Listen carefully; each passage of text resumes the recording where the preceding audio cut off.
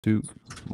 What's up, everybody? Hope everyone is having a great start to their Sunday so far.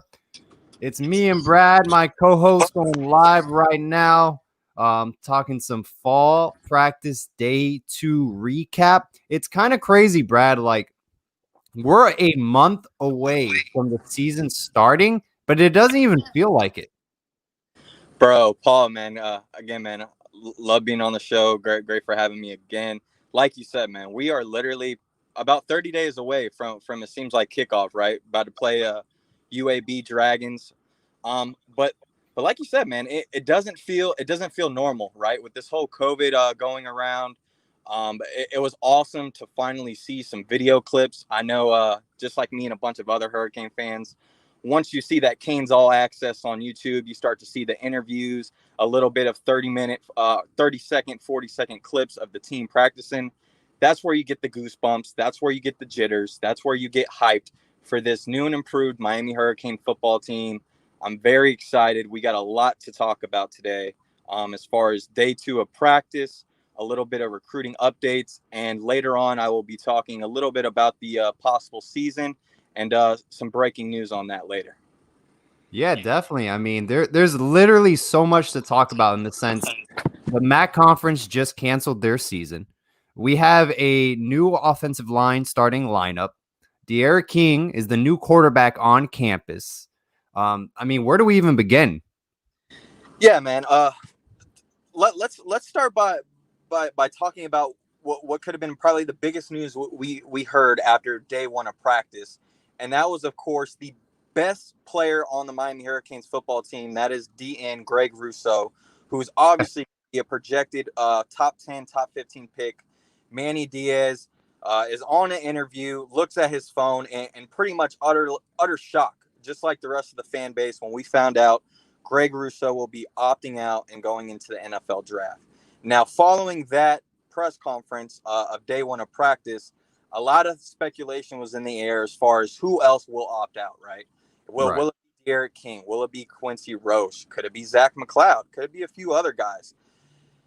One of the biggest surprises that I saw right off of the bat, going off of day 2 of practice and watching some of the interviews, Manny Diaz went out and said pretty much no other players that he knows of right now has told the team that they are opting out. So that is excellent news for all Hurricanes football fans. The fact that yes, we lost our best player on our football team, but if we all look back, before the season even begun, before we started getting some of these freshmen in and a couple transfers, D end looked like the most quality depth we had as far as any Right. position group on the football team. So yes, it's a big miss that we're missing Greg Rousseau, but we still have plenty of talent back there. I mean, you talk about a former #1 recruit in Jalen Phillips out of California. On the other side of him, you have another transfer in Quincy Roche from Temple, who is going to have a huge season that we all expect. And then you got the young guns, right? You got guys like Jafari Harvey, who's coming into his second year, who I think is going to fill in perfectly. I don't know if anybody saw my tweet the other day as far as a picture of him in practice, but man, is Coach Feely doing work, man. Yeah. I can't believe the transformation that is going on between some of these young kids just in a matter of 6 to 8 months. You also add in the trio of the Williams, whether it's Quentin. Um, Sorry about that. My phone's ringing off the hook. I'm still working. I got a lot of internet disconnected here in Gainesville. There's a lot of upset Gator fans. Ever since Isaiah Walker came to Miami, it seems like their internet's been crashing every day. It seems like. But yeah, man, going back, man, you got the trio and Williams, you got Quentin, you got Cam, you got Chance, you got a bunch of guys that we can add into that DN, man. So yes, obviously big news with that. But let's go with De'Ara King, man. De'Ara King obviously is going to be our #1 player on our football team. He is going to be make or break our season. That there's no ifs, ands, or buts about that.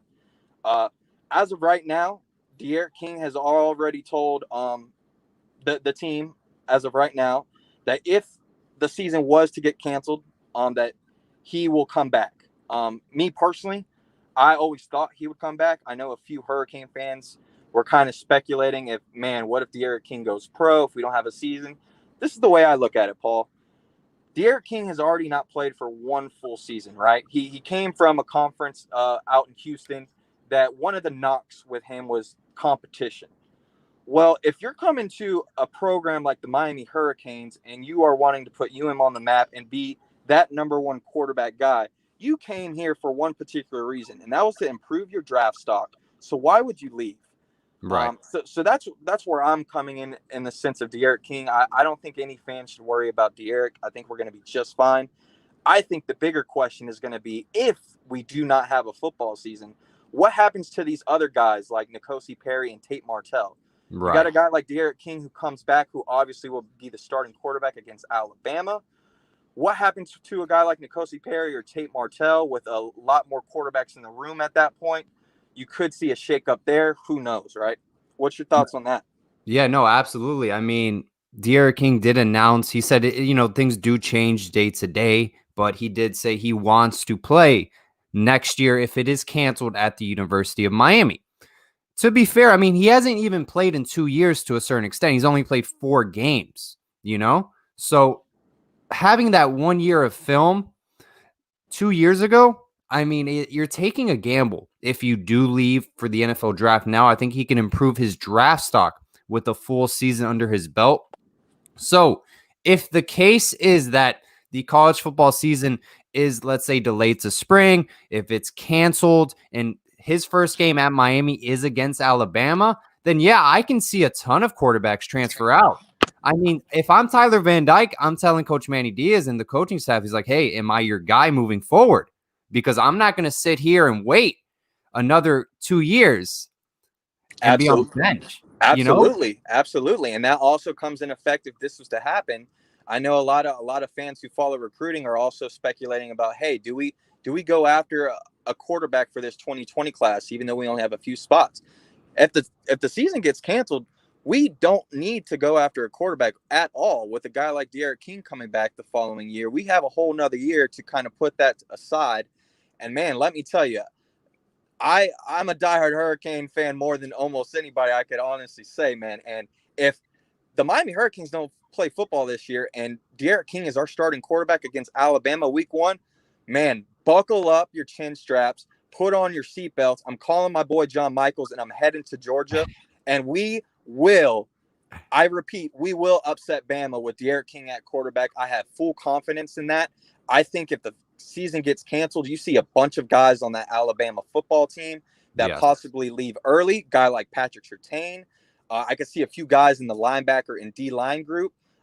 We all know with guys with Alabama, man, if you have any type of ability, if you have shown any progress or any stats on the football field, you're almost certain to get projected that first or second round, man. So I think these Right. Alabama guys have nothing to lose. Or as far as our Hurricane players, we got a lot to gain coming back a following season. Like I said before, I don't see honestly anybody leaving for the NFL if the season cancels. Maybe a Quincy Roche, maybe a Zach McLeod, but I think both those guys still need a little bit more film on. But Right. yes, absolutely, man. And going back to day 2 practice, man, we got a few other news. We got a new number 15. As we all know, Rousseau's gone. So Jalen Phillips, who we all have high expectations for, is now going to be wearing the number 15. And Nice. hey, man, a guy that big, that versatile is going to be a huge role in us. I thought it was amazing that the staff was saying that Jalen Phillips was doing standing backflips. Like, dude, that is ridiculous. Yeah. I can't do a backflip on a trampoline. I'm 5'6", 145 pounds soaking wet. Dude, if that guy can do a backflip, give that guy first string all the snaps right now, dude. I'm ready. Yeah, I mean, I think he was either tied or ranked right before in the sense with Chase Young out of Ohio State, because they were in the same class. And due to injuries, Jalen Phillips, career was derailed. He had to, in a sense, retire from the game, wanted to focus on music. Then he spends a year, not playing the game of football, decides to come back to Miami. Like even Bruce Feldman stated from The Athletic, like this guy, watch out. He could be a breakout player for Miami. So Yep. it definitely is going to hurt us because Gregory Rousseau was our best player. But this also, it's an opportunity for guys like Jalen Phillips and Jabari Harvey, who are very special talents as well, to step up and make plays for us. And in a sense, like, I'm not as worried because of how much talent Harvey and Phillips have. But, losing Rousseau will take a big hit in a sense. But those guys can literally reload at that position. Oh, absolutely, Paul. I mean, anytime you lose the best player on your football team, I don't care what your team colors are, what your logo is, who you cheer for. It's always a low blow, right? But the key is look at the position group. If any guy on our football team could have left and we could have been at least okay with it, I think DN was definitely the position group, like I mentioned before. We're pretty stacked. We're very young. You got a guy like Manny Diaz and Blake Baker who are very familiar with each other. It's not their first rodeo. The type of style defense they play is going to fit well for all these young guys. I cannot wait. And you talk about some other players that are stepping up, man. De'Aaron King mentioned earlier that he's getting a lot of chemistry with guys like D. Wiggins, Mark Pope, Mike Harley, and of course Brevin Jordan, who we all expect big things from this year. Jeremiah Payton is also impressing a lot of people. Based off what I heard yesterday, he is doing phenomenal. Picking up right where he left off. Route running looks tremendous. And you got the young guys, such as Xavier Restrepo, Daz Warsham, and Keyshawn Smith, who I have very high expectations from. Those are the three guys that are popping out as far as the receiving group as the young core. And what helps that De'Aaron King and Rhett Lashley, and I've been preaching this on the timeline a lot, is the playbook, right? You want to talk about the playbook that Dan Enos had compared to what Rhett Lashley is doing now. I mean, you're going from reading a Harry Potter book to looking at a Where's Waldo book, man. It's very simple, very easy to read. You don't really have to think. You play fast, and I think that's exactly what these young guys and anybody South Florida talent would need, man. Is play fast, don't think. Let's go out there and play some football. And oh yeah, shout out to my guy Ryan Rigoni, man. He finally got put on scholarship. Big ups to him. I know a few fans are kind of doubting him. But hey, man, he deserves it. He's put in a lot of hard work. A lot of people might not know this, man, but he's one of the main reasons why we got De'Aaron King. I know Rhett Lashley was a big part of that, but Ryan Rigoni was just as big as Rhett Lashley of getting King in. So shout out to Rigoni for getting that scholarship, man. Well deserved. And Brad, do you think Ryan Rigoni, is he going to be getting a lot more snaps than we saw this past season? Because it seems like that's what's going to happen. So here's the thing, man. When before practice started, before we started figuring out who was getting healthy, who was going through as far as the rotation, not being on the injury list, you had a lot of guys that we had question marks with, right? You had guys like Bradley Jennings, you had Wayman Steed, even a guy like Patrick Joyner, who we didn't hear much about last year. We had a bunch of expectations for a guy like him. So looking at it, man, Ryan Rigoni did play a few bit of snaps last year. Yeah. I think part of that was because we just didn't have the depth behind Shaq and Pickney. Yes. But now you look at we're starting to build a little bit more depth. We got a lot of young guys who bring a lot of speed to the aspect, right? I think that's what we were missing on that second level with the linebacker group. We just couldn't keep up with the slot receivers, any tight end that had any type of speed or could do really good route running. Our linebackers just weren't there, especially with the running backs coming out the backfield. We needed some more speed. Ryan Rigoni obviously doesn't bring that, but it's a guy that comes in every day, puts in the hard work, knows the playbook, knows exactly what to do. And I think that's exactly what fits Manny Diaz and Blake Baker's role. I think the question is going to be will guys like Wayman Steed and Patrick Joyner step up? Because that's going to be where I think Ryan Rigoni kind of gets more snaps will he make that next step above those two guys? Because I know some of the few other guys like Sam Brooks, Avery Huff, McLeod, those guys are definitely going to be in there right away. And of course, we have a bunch of strikers that I see that will be filling in that outside linebacker role as well. And, I think Zach McLeod specifically, I really think he's going to have that nice turnaround season. I think a redshirt year was good for him. And I think it was a smart decision. We saw how he played against Pittsburgh. I mean, that was probably one of his better games at Miami that we've seen in quite a while. Zach McLeod's freshman year was great. And then slowly it kind of went downward after that. So I'm really am pulling for Zach McLeod. And like you just mentioned, Avery Huff. A lot of people kind of forget about Avery Huff in the sense because he didn't play last year. So returning, going into another year with a proper strength and conditioning program, he's already coming from a great program from St. Thomas Aquinas. I mean, I really am excited about Avery Huff, and then Sam Brooks, man. That kid is a special talent. So it really is. I'm not as worried, but I think we're going to be better down the road regarding our linebacker core. Definitely, man. It's plenty of talent, very young group. The ceiling is there, man. I mean, you put the tape on these guys. They are at the right place at the right time. Their speed pops out more than anything to me. I think looking at Shaq Quarterman and Mike Pickney, those guys were great for us. But man, it just felt like they had sandbags around their ankle weights at times, man. It was just they were just they were a little slow getting off the blocks. Like I said earlier, getting after the running back coming out the backfield. I think that's something you're definitely going to see a huge difference in these young guys. I think the key with this young linebacker group is, are they going to be able to know their assignments? Are they going to be able to be at the right place at the right time? Because as we all know, any freshman, I don't care how hyped you are, or any young guy, it's going to take time when it goes to high school to college, right? Right. That the game play is a lot different. Speed's a lot different. So we just got to make sure that if they do start to struggle or have problems, hopefully it's not on big plays. That is something that Miami in the past has done a lot of, giving up the big plays. Not recently, obviously, but we just got to keep the big plays under control. We got most of our defense coming back. I'm not too worried about the defense. I think, me personally, I'm going to dive a little bit into it now, Paul, if you don't mind. Yeah, go for it. Is the offensive line. That is the key position group that every Miami Hurricane fan has been asking about. That has obviously been the biggest disappointment in years, is the offensive line group. And guys, let me tell you, Coach Justice is the man.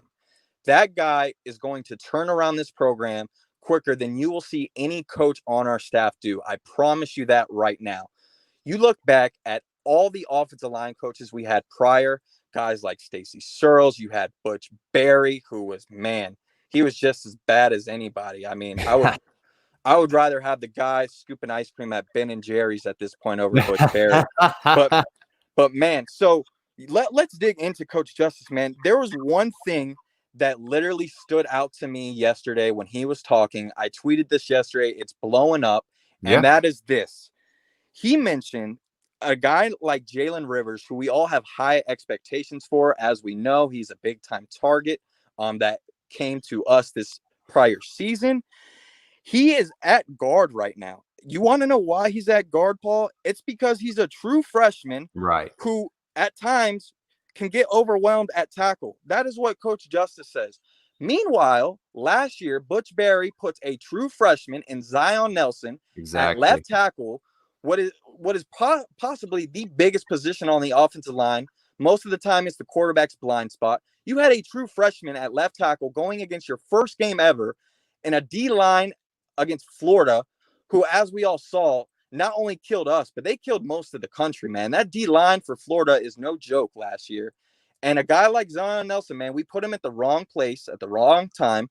We set him up for failure, unfortunately. And when you got a guy like Coach Justice, he is experienced. He's not like these other offensive line coaches. We got to go all the way back to Kehoe, right? That is the last offensive line coach I could honestly say I was a little bit of comfort with.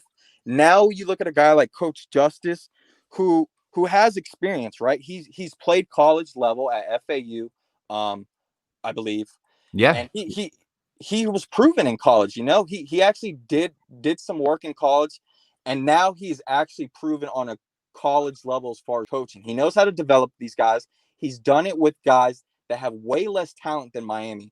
So I think sky is the limit for this group. As we saw yesterday, the starting five right now, from left to right, you got John Campbell, you got Zion Nelson at left guard, which Yeah. they're trying out.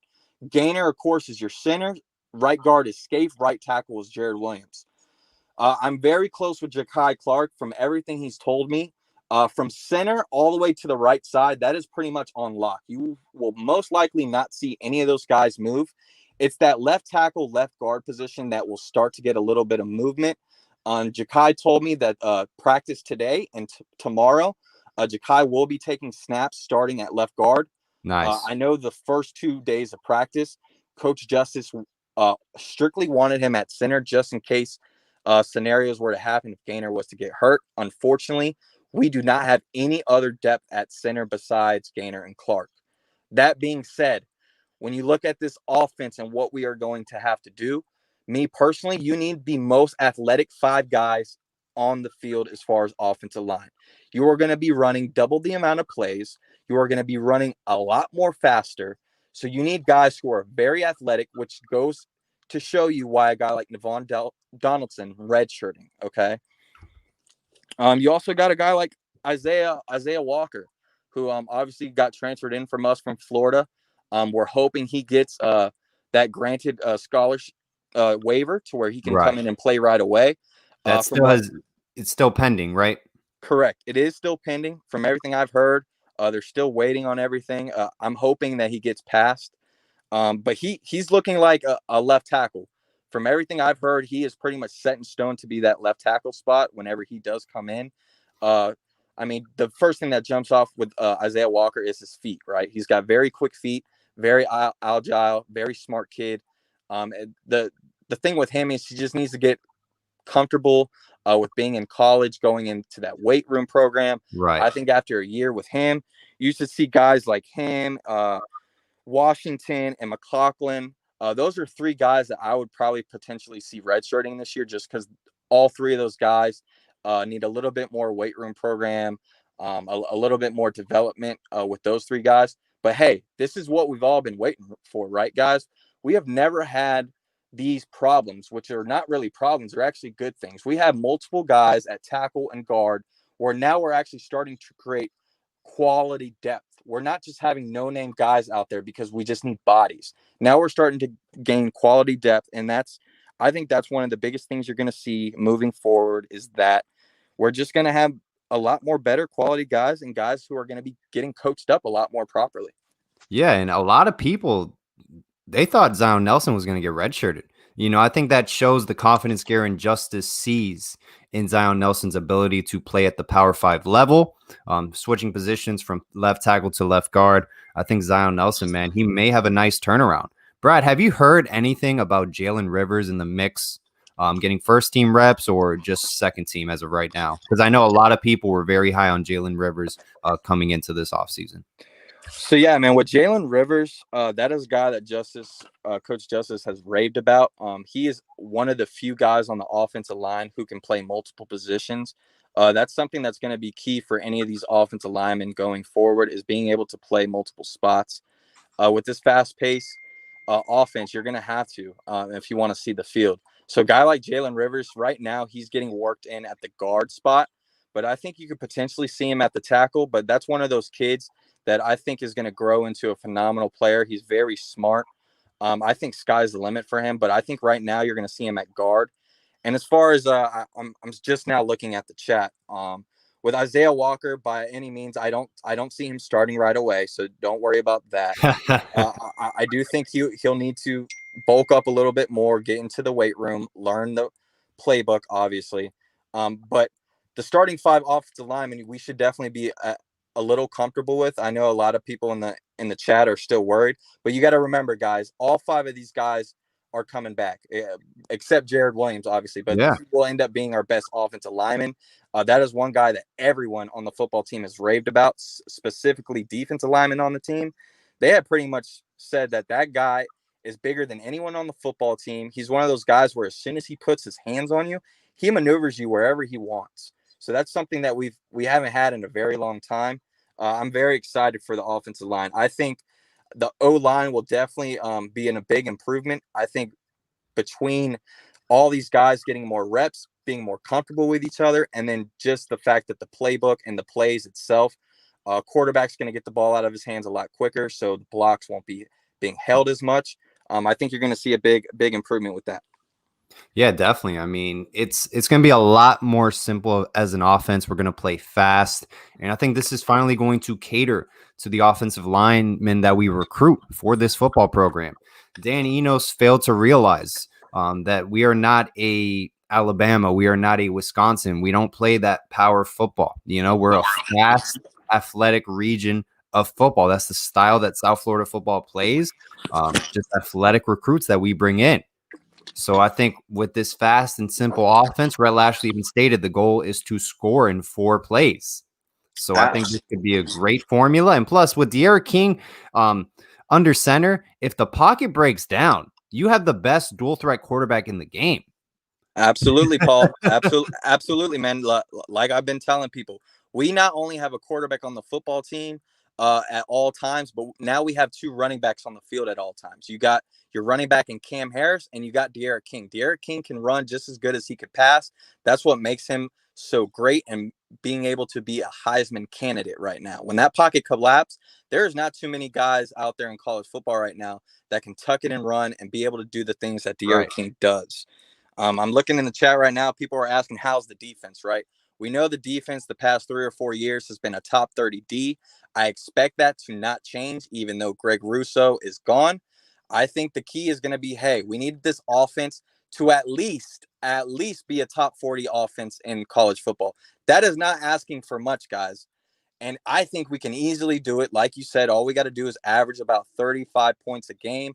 And man, the sky's the limit for this team. I cannot wait. But as far as the defense, Corey Gaynor, as I know, acknowledged guys like Jalar Holly, John Ford, and of course Nesta Severa.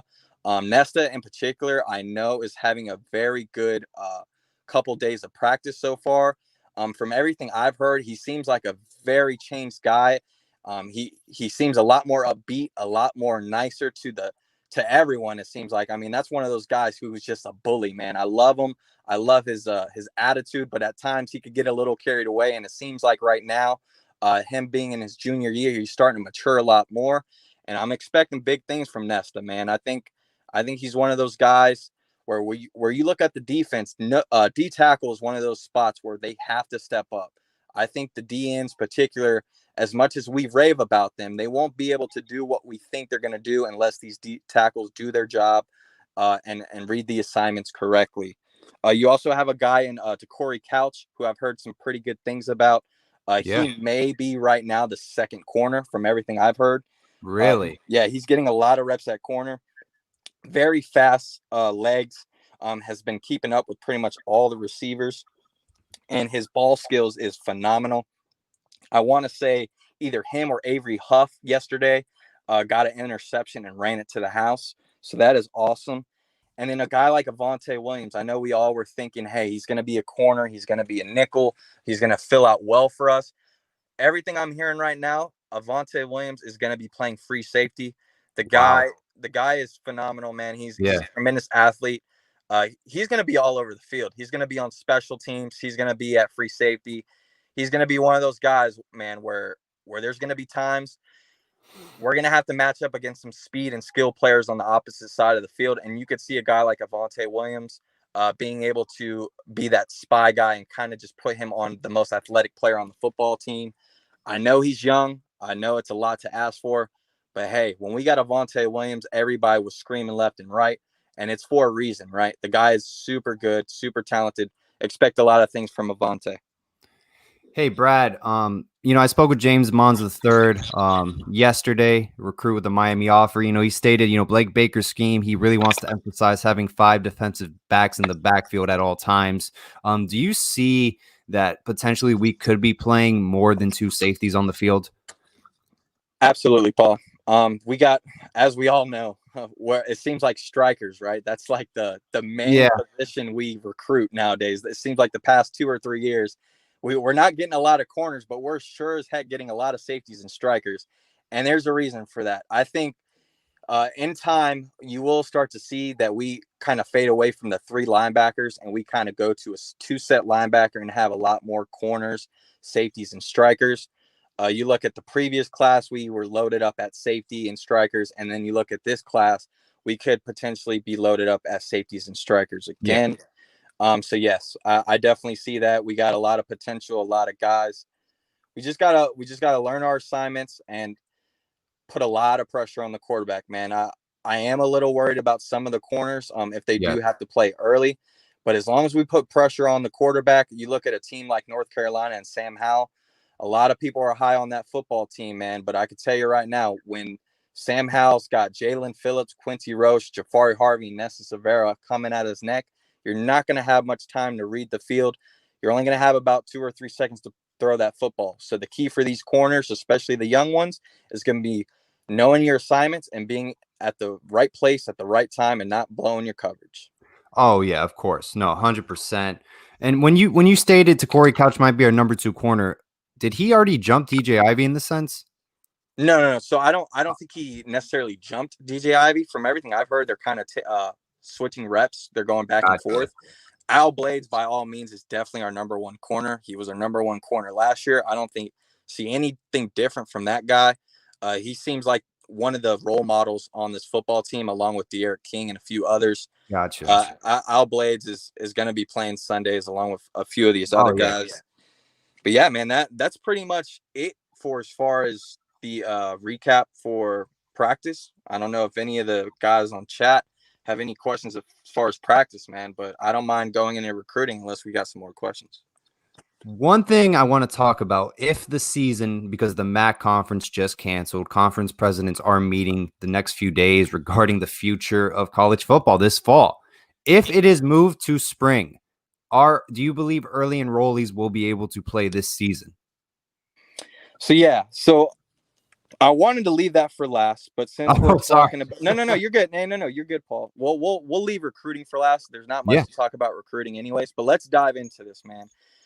So I got a little bit of disappointment for people tuned in right now. I haven't really said much about this. If you follow me on Twitter the past day or two, I've kind of hinted this, but I've gotten a lot of reports from people that I am very close to other big time programs. Not just the MAC will be canceling football. I'm hearing a lot more bigger conferences are not only planning on canceling the season, but obviously pushing it back may be the only option, like you pointed out. But from everything I've heard, there's a lot of colleges that won't even be allowing official visits to almost the end of 2021. And I'm not talking about the class. I'm talking about the year. So that's a big disappointment. Unfortunately, man, I don't see football playing this year. If we do, I only see about 3 or 4 football games, but I honestly see it getting pushed back to spring. With that being said, I think you'll see a lot of other football players, especially big names such as Trevor Lawrence, Justin Fields, and a few other guys around college football end up declaring for the NFL draft. Because you got to think, if we're pushing football back to January, right? I don't see a guy like Trevor Lawrence and a few of these other guys risking their body to essentially play 6 to 10 games, if that, and then turn around and have to get drafted on a football team. The last thing you would need is a bad injury, and then your draft stock pretty much vanishes. So in that aspect, I will be honest with you. I'll play both sides, man. I would love football to happen, but I got to say, this could be the best scenario for Miami Hurricanes football fans. If we do not have football this season, you have De'Aaron King coming back at starting quarterback against Alabama, and I have all faith in this football team. But my guy, John Michaels, made an excellent point the other day. Here's my thing, Paul. What is the difference between keeping these kids at campus, going through all these procedures, all these corona tests? If there was to be no football, Paul, all these kids are going to be going back home. Who's to say that it's not more healthy to stay on campus and go through these procedures than to go at home? Me personally, exactly. I think you're more at risk going back home, especially not being from Miami. Who knows where you're traveling? You could potentially be more at risk of getting the COVID or other things happening if we don't have football. So I think that's an excellent point. You look at the NBA. The NBA and obviously UFC are doing tremendous jobs at the COVID situation. But the main reason why these things are happening and good results is because they created a bubble, right? They created this atmosphere where everybody is in one environment. You're not leaving. And if you are leaving, you're still having to get quarantined for a week or two. With college football, we can't do that. It's impossible. Too much money, too many players, too many college campuses. That is something that is literally impossible. There's no way you could keep these kids in a bubble at all times. So that's something that to me is thrown out the window, to where at this point you got to think about these kids' safety. That comes number one. You look at a guy like Greg Rousseau, whose mom is working the front line, so she knows firsthand. And Greg Rousseau made the smart choice and obviously did that. And of course, you may see a few others declare for the draft if no football happens. Like I mentioned earlier, the MAC canceled. You got teams like Oklahoma who has put practice on pause, along with UCF. So Right. those are two other schools that have put practice on pause due to either scheduling matters or COVID related. And of course, you got other guys that are declaring, man. You got Pittsburgh, the big defensive tackle, Jalen Tram, opted out. The guy had 12 tackles for a loss, I believe, last season with 10 and a half sacks. So looking at this football schedule, man, if we do have football, there's going to be a lot of football teams that we had a big question marks regarding either defensive line or cornerbacks that, hey, these teams have a lot of big guys that we need to watch out for.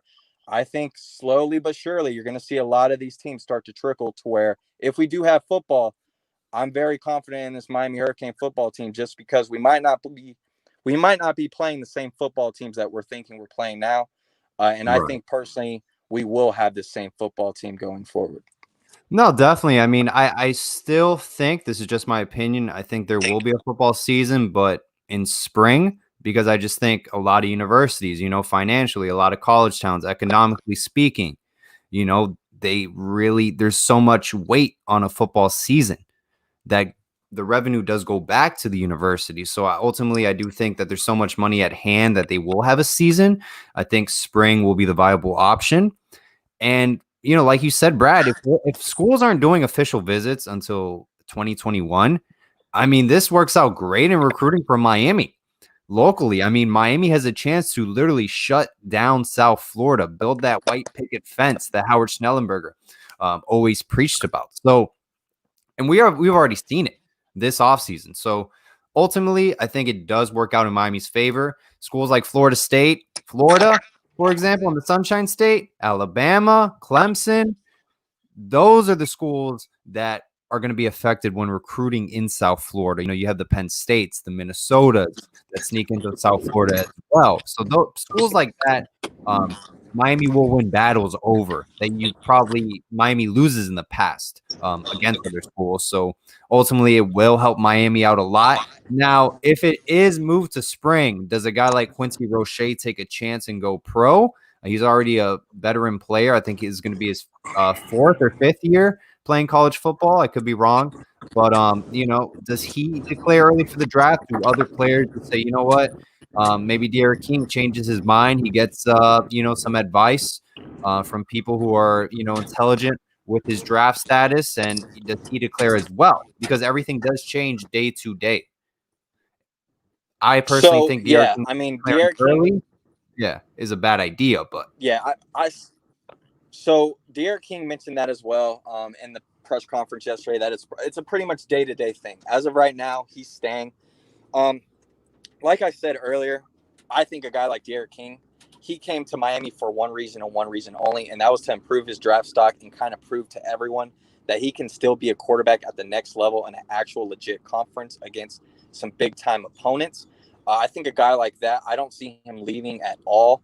Um, I actually think it would be better if the season got canceled rather than only play 3 or 4 games and then get canceled, because then that gives Derek King 3 or 4 games to prove to everyone that he could be that next guy at the next level. The last thing me personally I would want is for Miami to literally ball out for 3 or 4 games and a guy like Derek King kind of look like a Heisman, right?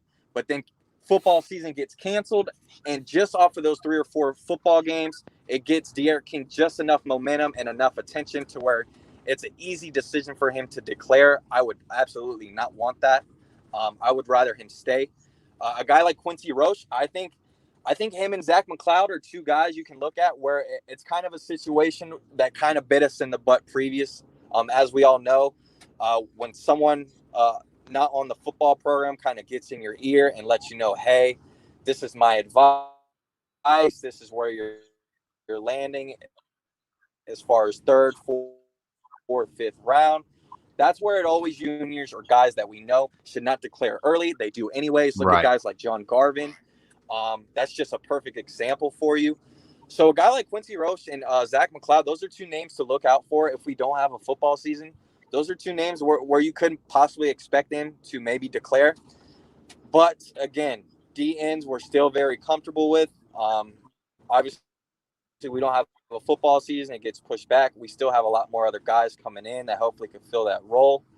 But I think we're going to be okay. Yeah, no, I mean, hey, I think ultimately, this does work to our advantage. And speaking of recruiting, Miami is locking down a lot of recruits. I mean, I spoke with Thomas Davis's father last night, and he said, "Hey, man, Thomas is really excited. We're all in with Miami." And he said he really is a special talent. His high school coach, who is retired, um, is really high on him. So I'm Yeah, excited, man. We're getting the elite talent in South Florida, and then we're getting the under the radar guys in very talented areas in the country, like South Georgia, where DJ Dallas is from.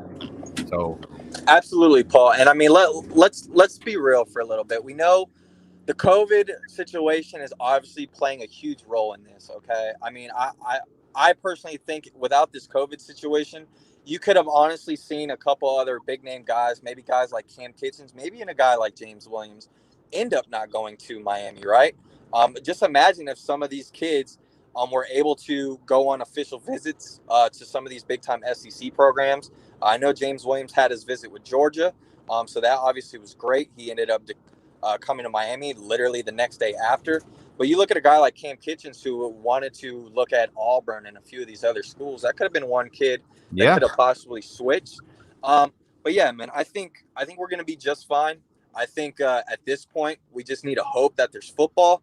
Uh, yeah, like I said earlier, man, I don't think it's gonna happen. But by all means, I am wishing for nothing but the best. And you mentioned a guy like Thomas Davis.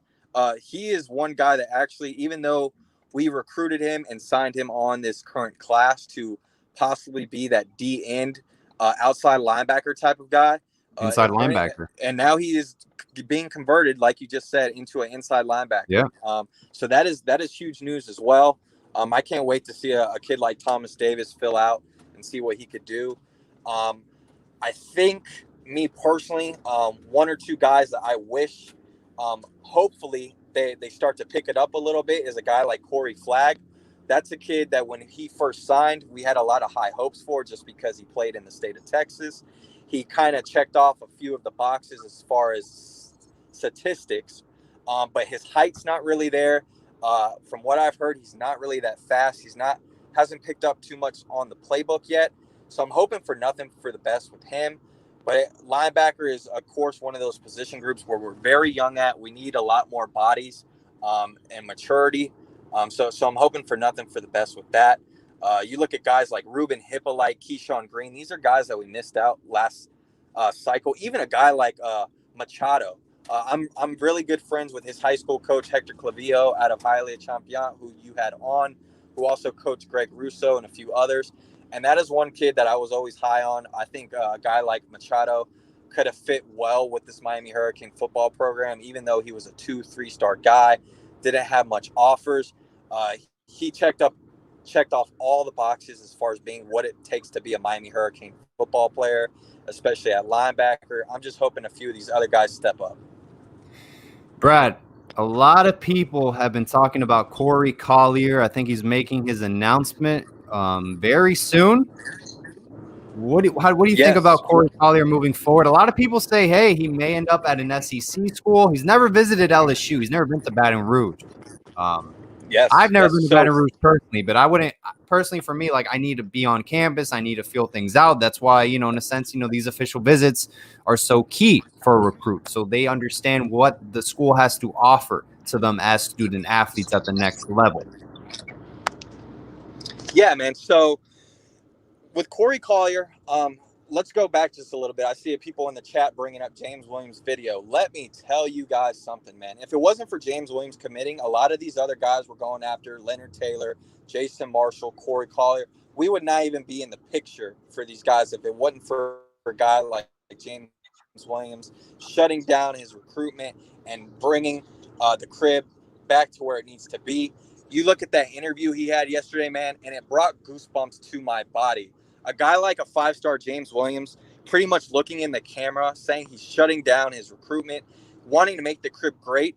And the thing that stood out to me was that he told the guy doing the interview that not only is he coming to make the crib great again, but he's bringing a lot of guys with him. And he is not done yet. And let me tell you, we are not done yet. I think Jason Marshall ends up becoming a Miami Hurricane. Announcement on CBS Sports HQ, I believe, the same televised network that Leonard Taylor did. His options are now down between UF, Miami, and LSU. Beautiful. From everything I've heard, sorry about that. I think Brad was breaking up a little bit, but he was going to get to the Corey Collier announcement. That is going tomorrow. That's going to happen tomorrow. Once again, man, I people are saying he might end up at an SEC school. I think we're very much in a good place for Corey Collier. Corey Raymond offering him and evaluating him at the cornerback position really did speak volume to Corey Collier. If you guys don't know about Corey Raymond, he's a very highly respected coach in the SEC. He was a defensive backs coach at LSU for quite a while. I believe he got the defensive coordinator gig this year. A lot of people even said they wanted him to be the defensive coordinator at Miami. So there's a lot of respect out there for Corey Raymond as a ace SEC recruiter and a great coach overall. He's one of the best recruiters in the nation. So having Corey Raymond evaluate you at the cornerback position, LSU just won the national title. They're, one of the best programs in the nation right now. Their history speaks for itself. In a sense, you can argue that they are DBU. They do have a lot of talent at LSU. So, Corey Collier, LSU, it does hold a lot of weight. I don't think Florida's still in play. I think Florida's out of the picture. I could be wrong, but I think it's going to come down to Miami or LSU. And remember, guys, the NCAA might grant more scholarships regarding this matter. A lot of players, their season's already canceled, like UConn, the MAC. So where do all these players go if the ACC, the Big 10, the Big 12 do play? What happens to those players coming in? So it's going to be very interesting to see what happens. But nonetheless, guys, man, Corey Collier, whatever program he chooses, he has a bright future ahead of him, and he's going to be a great college football player. No doubt about that. He's very talented. And if we can grab him, and we already have Brashard Smith, Savion Collins, Leonard Taylor committed to us. So, his teammates committing. Why not play with your teammates? Stay at home. You've never been to LSU, Miami or Baton Rouge. I think Miami's a bigger market, and I think he can have a lot more success in this Blake Baker defense. Brad, what's up, man? Welcome back, bro. My bad, man. Reception is pretty bad in here in Gainesville, man. Like I said, you got plenty of hillbillies out here trying to cut internet service just so Miami doesn't land a few more commits, man. But yeah, going back to Corey Collier, I'm thinking he's going to be a Florida Gator. All signs are pointing towards Corey Collier being a Florida Gator. Like I said earlier, before I got cut off, Corey Collier, me personally, he fits better in the Florida scheme more than all three of the programs that he's looking after. LSU has not given the green light from everything I've heard. They got a few other guys on their board higher up than Collier, similar to the Alabama situation at corner, which is why Jason Marshall has not popped yet. So yeah, look for Corey Collier to be a UF. If he does switch and end up going to Miami, I think that's more of a icing on the cake, middle finger for Manny Diaz to show Dan Mullen and the Florida Gator fan base that we went 5 for 5 with this class.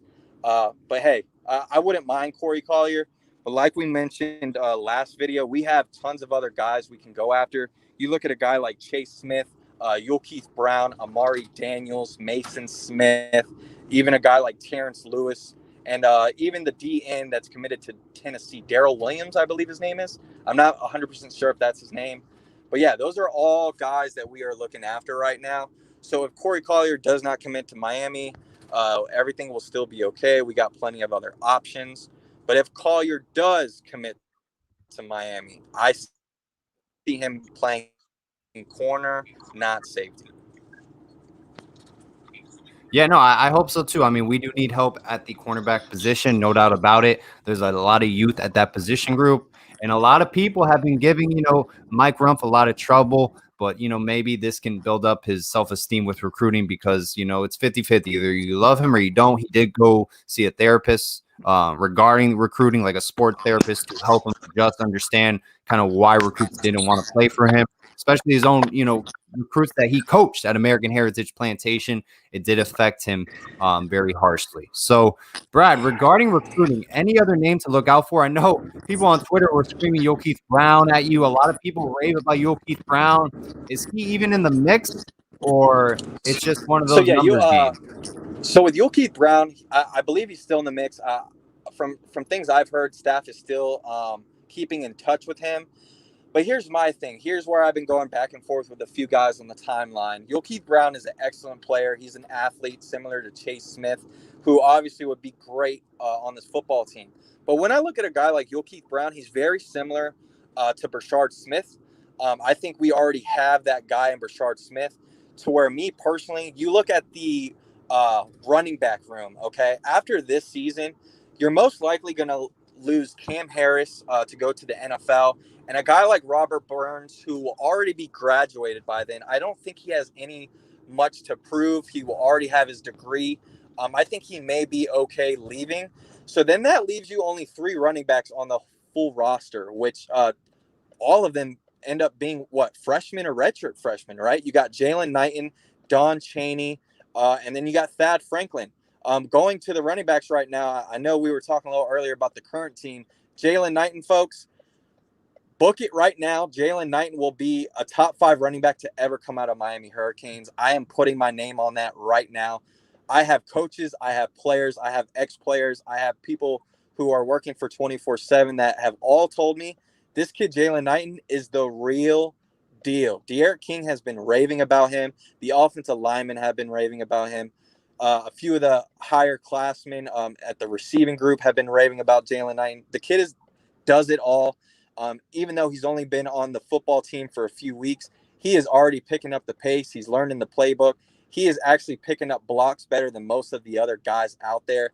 I'm expecting huge things for Jalen Knighton, and that brings me back to my point of the Keith Brown, Amari Daniels situation. I would rather go after Amari Daniels just to have another running back in the class. I think Amari Daniels has huge upside. It's a kid that we definitely have been keeping our eye on lately. You look at the edit that he dropped the other day of him in a Hurricane uniform. Man, did that look clean. I think you go after Amari Daniels over Keith Brown just for the simple fact we need a little bit more depth at running back compared to receiver, where I believe Keith Brown will play. That's just my situation personally. But hey, if we got enough room to take both guys, do it. I think at the end of the day, even though we are talking about the number game, how many spots do we have available? I don't think this staff is worried about numbers right now. I think we're going to carry this momentum over, and we're going to go all in on all these other big name guys. I know we mentioned Marcus Tate, Tristan Lee, 2 other 5-star offensive linemen that we're potentially looking at. I doubt Marcus Tate transfers or converts from Clemson to Miami. But hey, he's been playing a little bit around with social media, liking and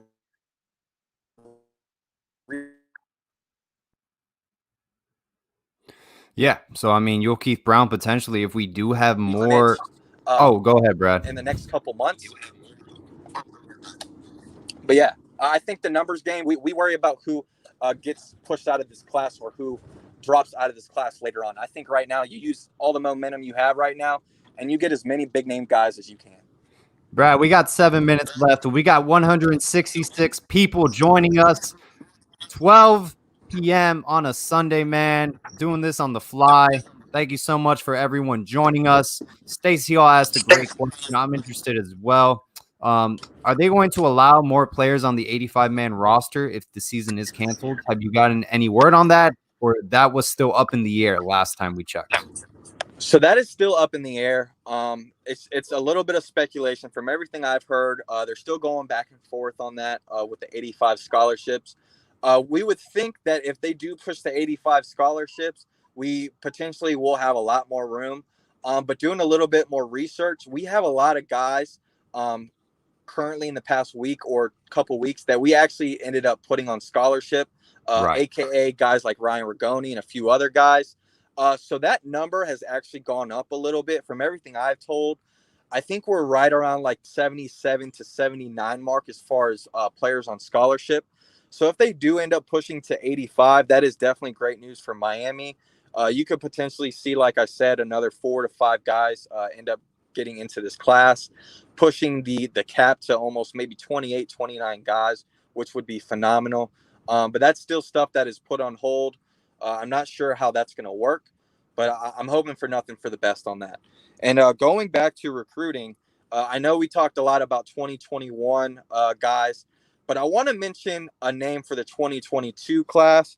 I know we all saw recently our 2022 guy, Brandon Cleveland, out of Tampa, who's a D tackle, 6'3", 260. Yeah. He recently was one of the few first guys to commit in this 2022 class. I see a lot of good things for that guy. I think he still needs a lot of time to develop. He's going to be one of those situational type players, similar to a guy like Toolbox Trent Harris, who will be getting some reps in key situations if he ends up sticking in the class. But a name I want to mention is Zach Rice. If anyone has not heard of him, go ahead and look him up on 24/7. It's a guy's name that has not been mentioned anywhere lately. He's a 6'6", 282-pound offensive tackle from Virginia.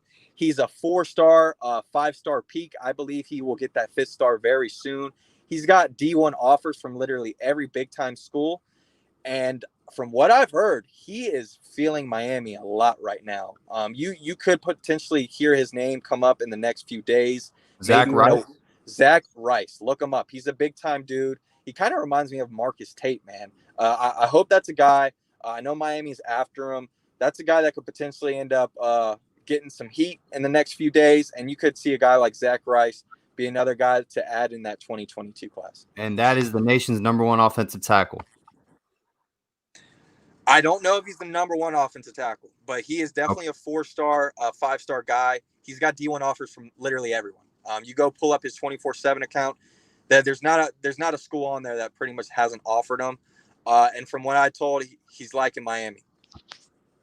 Hey, that sounds good to me, man. Brad, people are dying to hear about Bubba Bolden. I mean, he is definitely one of the fan favorites. Have you heard about his Oh, development at all? I mean, he's expected to have a huge year. I mean, he graded out quite nicely every game he played in this past season. It was a small sample of games, but he did play very well. so I don't know if it was on our previous show, either the recruiting roundtable, or if I was on someone else's podcast recently. But even before Greg Rousseau announced that he was declaring for the draft, I went out and said that Bubba Bolden would be our best defensive player this year on the football team, and I am going to stand by that. Bubba Bolden, in only the few games he was with the Hurricanes last year, did tremendous things for us. You could tell right away as soon as he got in the game, things were different. He made plays right away. I think he had 1 or 2 bad plays, missed his assignment, missed a tackle, ended up being a touchdown. But man, Bubba Bolden's a very smart guy, very intelligent, has all the tools in the toolbox. He checks off pretty much every box. Very smart kid. Sky's the limit for a guy like Bubba Bolden. I think if we do end up playing football this year, Bubba Bolden's going to be without a doubt not only one of the best football players on our team, but that's a guy that ends up declaring for the draft after this year. Awesome. Well, Brad, it was one hell of a show, man. Thank you so much for coming on, man. I'm excited for what we got going on next week. We won't say who we got coming on the show, but potentially it's a lot of great names that we will have, a lot of great content in the future. Just want to say thank you so much for everyone that came on today's show. Man, it really is a pleasure. Whether we have 10 people on the show, 20, or 169 people on the show. Thank you so much, guys, that you took the time out of your Sunday to hear us talk some Canes football. Brad, man, thank you so much. And always all about the U. Always, Paul. Anytime. We'll talk again soon. And it's all about the U and screw those Gators. Sounds good, man. Peace, everyone.